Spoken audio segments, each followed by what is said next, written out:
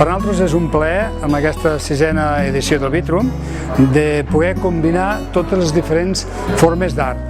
Comencem pel vidre, pel gel, pel ferro, enguany com a artista invitat, i a més enguany podem tindre el plaer d'introduir la pintura.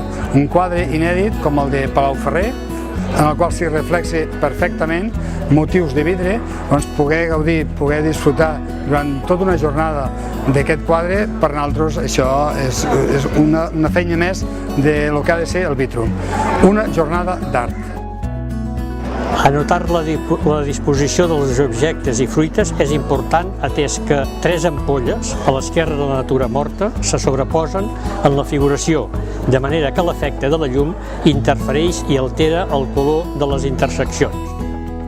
Una quarta ampolla es detecta a l'extrem dret de la tela, i aquest aïllament o distanciament de les altres fa que el color de la representació es mantingui en un cromatisme més pur, simple o pla.